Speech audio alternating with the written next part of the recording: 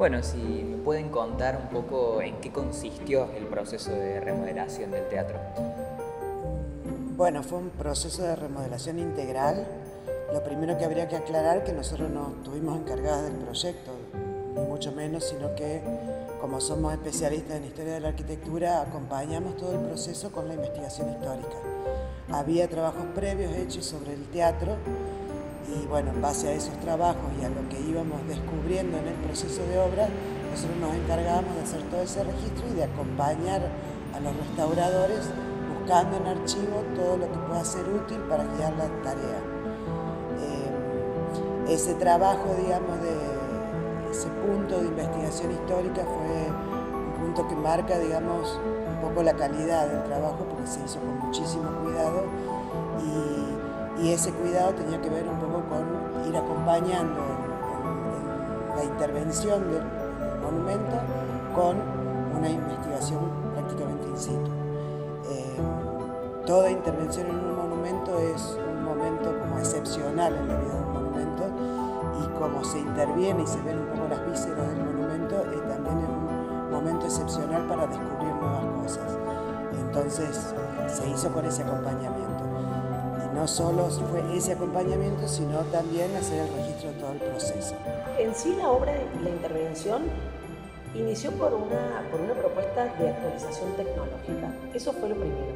Y la restauración llegó porque el uso del teatro, por las características de este teatro en particular, había quedado como desfasado en el tiempo, un poco retrasado y que necesitaba una actualización. Había obras que no se podían realizar. Lo que sí es una obra bueno, esta obra es una obra el proyecto es de Tamburini, ¿sí? De Francesco Tamburini, que es un arquitecto italiano que vino a Argentina a trabajar contratado, ¿no es cierto?, por el Estado Nacional. Y es también el que hizo, después de porque este es su primer proyecto de teatro, después de este el que hizo el primer proyecto para el Teatro Colón. Entonces, o sea, yo siempre decimos que este es como su primera experiencia en el diseño de un teatro. Es un teatro a la italiana y lo que tiene de característico es el nivel de conservación y de autenticidad que tiene esta obra. Porque el teatro se conservaba tal cual, o sea, con un alto grado de autenticidad y de originalidad de materiales y de estructuras a como se había realizado. Eso lo pudimos verificar en la parte que nosotros hicimos, que es la investigación histórica, en donde consultando archivos uno veía qué es lo que se había contratado, qué es lo que se había comprado. Entonces se verificaba que estaba todavía en el teatro, o sea, todo lo que es las envolventes, los trabajos de cielo raso, de los envolventes de los muros, se conservaban aún. Y principalmente, que no lo conservan muchos teatros del mundo de estas características, era la parrilla, o sea, toda la maquinaria escénica. Es como, para que uno tenga idea, los teatros están compuestos como de tres partes. Una parte que tiene que ver con el contacto social, que tiene que ver con el ingreso, con el foyer, con las actividades de entretiempo. Después la gran sala, que es donde están los espectadores. Y si se fijan lo que es la escala, lo que es la escena, que es esa caja oscura, que es donde sucede la magia del teatro. Entonces, esa parte se conservaba totalmente original. Tenía una maquinaria escénica que era de madera, que se había comprado con esas características y que muchos grandes teatros de Europa lo han perdido, o por incendios al ser de madera, o por las guerras. O por renovación también, que los cambian completo. Pero en este caso, digamos, es uno de los pocos teatros del mundo que conserva toda la maquinaria escénica original del siglo XIX. Es un teatro, como dijo Mane, es un teatro encargado por el Estado provincial allá en 1890 y que se ha mantenido en manos del Estado provincial hasta este momento. Cuando se creó el teatro es un poco como que la gente no sabía cómo usarlo. Hay una anécdota muy conocida del gobernador que lo inauguró, que no fue el que lo encargó, que cuando asiste a la primera función asiste con su criada, con la pava del mate y el mechero, con las brasas en el palco. Entonces como que todavía los modos de cultivar la cultura no estaban bien aprendidos, era un artefacto demasiado moderno para su época. Este artefacto, que fue demasiado moderno para su época, a lo largo de su historia, fue creciendo institucionalmente de una manera impresionante. Ese crecimiento se verificó en la aparición de cuerpos estables dependientes del Estado, cuerpos estables de ballet, orquesta sinfónica, orquesta de cuerdas, cuarteto de tango, etc. Todos esos cuerpos artísticos que fueron creciendo en esos más de 100 años, 120, casi 130 años que tiene, siguieron estando alojados continuamente en el mismo edificio. Entonces, la idea con la reforma era devolverle al teatro los espacios sociales que originalmente tenía y que actualmente estaban ocupados para la administración de estos cuerpos artísticos.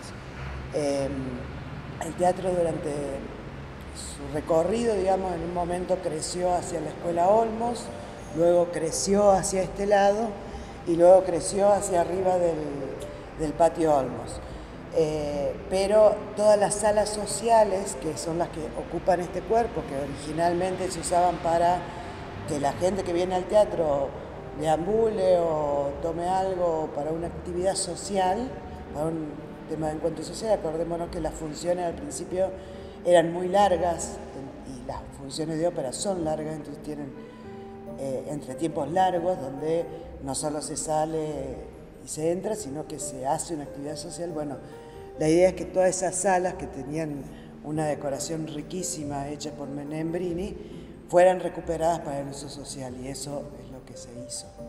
En eso consistió la modificación. La modificación, o sea, primero la actualización tecnológica, luego la puesta en valor de todo el monumento y la recuperación para uso social de las salas que estaban al frente del volumen. Esta sala en la que estamos es el foyer alto, o sea, en la planta baja tenemos el foyer principal, que es el que te recibe del ingreso, que tiene las boleterías, que te recibe, y este es el foyer alto. Cuando había un intervalo, la gente salía. Este es como la sala principal, la más privada en relación al palco oficial, ¿no? Al palco oficial, y después uno ve como en realidad como en una sucesión, hay toda una sucesión de salas, donde eran las salas para mujeres, las salas para hombres, las de fumadores, había como toda una organización en donde la gente en el intervalo socializaba. Entonces, todo eso, y con un trabajo, si ustedes ven, de Menembrini Gonzaga, ¿no es cierto?, que es el artista al cual se le encarga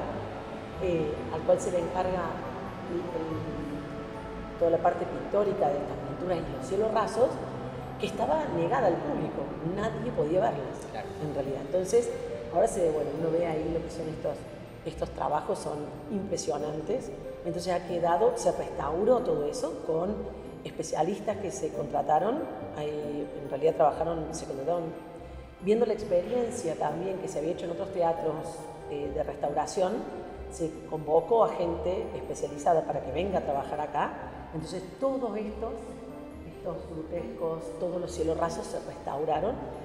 La inversión para la restauración, esto estaba todo lleno de andamios, lo cual tiene ya un costo altísimo el andamio en sí, y se fueron restaurando cada una de las piezas. La importancia de esta intervención es que fue trabajada con mucha seriedad, fue una restauración y muy bien documentada. Con esta investigación histórica, la toma de decisión no era de una sola persona, sino que era de un equipo y basada en documentación, o sea, que respalde esa toma de decisiones. En documentación aportada por búsquedas que se hacían en archivo, y el edificio mismo se transforma en un documento, porque a medida que vas limpiando, que vas sacando una tela, vas viendo qué pasaba abajo. Entonces uno va documentando eso y va también aprendiendo de cuál fue el proceso, qué le pasó a este edificio, porque si bien la estructura se mantuvo intacta, estos otros ítems que son como mucho más, que se han renovado, más que el teatro tiene como una tradición de escenografía. Entonces cuando había cosas de telas, los mismos cuerpos de técnicos del teatro se encargaban de arreglarlo, de modificarlo. Entonces todo eso que le pasó al edificio queda registrado en el edificio. ¿Cuáles fueron las repercusiones, las diferentes opiniones, lo que les fueron acercando, bueno, los miembros del teatro, quienes se acercan habitualmente? Del ámbito, digamos, de la especialidad, las repercusiones fueron muy buenas, digamos, porque fue una obra de alto impacto y, como decía Mane, encarada con los mejores especialistas y con el mejor seguimiento. De hecho, durante todo el proceso de restauración estuvo siempre presente un miembro de la Comisión Nacional que iba aprobando todas las decisiones. Cuando uno empieza a intervenir en estos edificios históricos en los cuales no tiene datos de cómo está fundado, de cómo es el suelo, etc., uno tiene que redimensionar y entonces toma un poco más de dimensiones dentro de lo previsto, pero no las mínimas, sino que tomando una relación un poquito mayor. Esa fue la única comentario a lo cual ni siquiera la Comisión Nacional puso objeciones, ¿no es cierto?, que es quien aprueba o desaprueba lo necesario, porque es una necesidad para poder actualizar y para poder seguir usando todo el teatro. Pero yo creo que para la gente del teatro, todo lo que se le brindó, los sistemas que se le actualizaron, etcétera, fue realmente... Y aparte estuvo esta oportunidad casi única, digamos, de mostrarlo renovado a un público internacional como fue el del Congreso de la Lengua, digamos, los eventos que se hicieron acá tuvieron gran repercusión. La idea respecto a los usos era un poco retomar algo de lo que era el teatro en el siglo XIX. Pensemos que en el siglo XIX un teatro de ópera en una ciudad era como lo que es el shopping ahora, era el lugar para socializar. Antes de la existencia de los teatros de ópera, digamos, la cultura del entretenimiento iba por el lado de lo doméstico, digamos, de las reuniones en tertulias. Cuando aparece este objeto en la Colonial Córdoba, es como el gran lugar de exposición, el lugar del flaneur, digamos, para ver y ser visto. Son los teatros del siglo XIX. Y con el desarrollo que les dije, es como que esta cultura académica, digamos, fue cerrándose sobre sí misma. Y la idea, digamos, es volver a abrirlo para que la gente pueda usarlo. Porque cuando no usas el monumento, es como que se distancia de la gente y ya no hay aprehensión y no hay cuidado. Entonces la idea era volver a abrir esas puertas y volver a transformarlo en un centro cultural. Y el rol de ustedes, el aporte de ustedes fue principalmente la investigación. La parte de investigación previa, durante y registro y armado de la documentación, que es una, digamos, en las buenas prácticas del patrimonio siempre se recomienda que exista una documentación y una publicación que verifique todos estos descubrimientos que se hacen. Hay un par de cosas que se descubrieron que me acuerdo ahora, por ejemplo, cuando había que cambiar todos los empapelados de los palcos, iban sacando los empapelados viejos y iban apareciendo diarios de relleno que ponían para mejorar la acústica, que eran diarios de la época, de 1890, por ahí. Y después cuando Cristina Lancelotti, que era la encargada de toda la restauración de las pinturas, estaban restaurando un capitel en la parte baja, dentro del capitel que estaba roto encontraron una cajita de fósforos dentro de la época, y dentro de la cajita de fósforos había un mensaje de Nembrini. Tiene un nombre eso, son como